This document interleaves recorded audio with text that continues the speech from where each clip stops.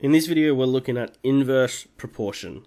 So two variables, which we can call x and y, are inversely proportional to each other if, when one variable increases, the other decreases by the same factor. So these type of relationships take the form of y equals k over x. Now, both y and x are our variables, and k is known as the constant of variation. And again, it's very similar to the gradient of a linear function. So, some of the features of these inverse proportion relationships. So, if f increases, y decreases. And if x decreases, y increases. And in many of the questions you'll see, it comes up very much like y is inversely proportional to x. Time is inversely proportional to x. Things like that. Alright? So when we go to solve an inverse proportion problem, it's important that we identify the two variables first, and y is usually the term that comes first. So in my example where I said time is inversely proportional to x, time would be my y value. And then your second, proportionally to x, would be your x, obviously. So in our case, speed would be x. Now, once you've done that, you form an equation in the form of y equals k over x. Once you've done this, in your question, you'll be given two values for x and y. Substitute these values into your equation and then rearrange it to find what k is. Now, once you've done this, you're going to rewrite that equation you recreated, but this time you're going to use your value for k that you found in step 2. Once you've done this, you can usually answer any problems that arise later on. So we just covered a lot, so I like to look at an example to help summarize what we just went through. So the time taken t hours to travel from Sydney to Melbourne varies inversely with the speed. If it takes 11.5 hours at an average speed of 80 kilometers, find the variation equation for t. So we're going to look at our question and identify what's going on. So the first thing is that t hours varies inversely with speed. Okay? So I know that this is my y and this is my x. Now that I've got that, I can look at creating my equation. Now remember, these take the form of y equals k over x. Now, we want it to make it more realistic with our question, so we're going to replace our y with t equals k over, and our x is going to be replaced with s for speed.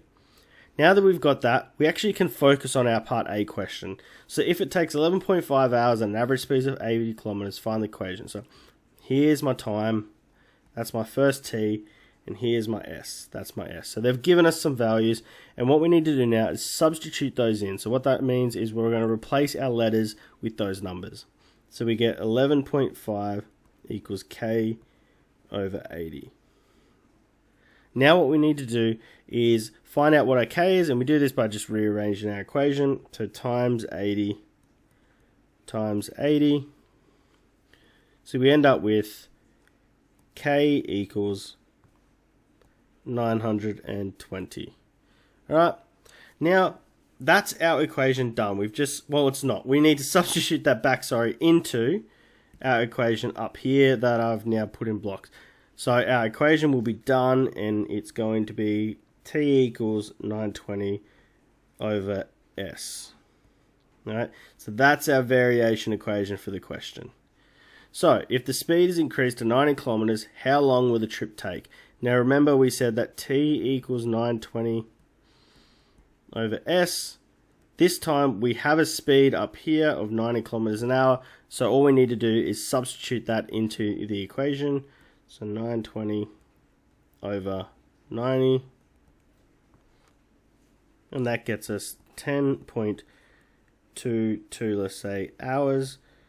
But I don't like having 0.22 there, so what I'm going to do is I'm going to convert that 0.22 into minutes. Now I do that because I know I have 0.22 left over, and I'm going to times it by 60 because there's 60 minutes in an hour, and that gives us roughly 13 minutes. So what I can say is that the trip is going to take, so the trip length is going to be 10 hours and 13 minutes. Now if we go down here, find the average speed needed to complete the trip in 10 hours. So again, T equals 920 over S. This time we know our time value, so we can substitute that in over here. So 10 equals 920 over S. Now, we have our unknown on the bottom over here. There is a trick for this. The trick is that we can just swap these positions.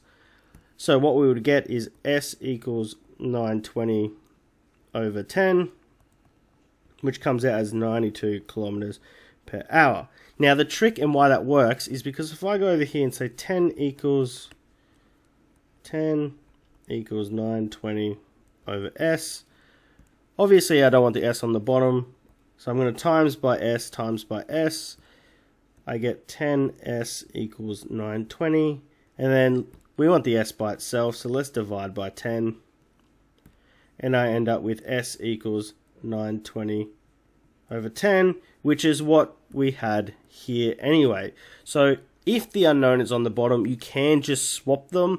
If you want to show your complete working, you can follow what I've done on the right there.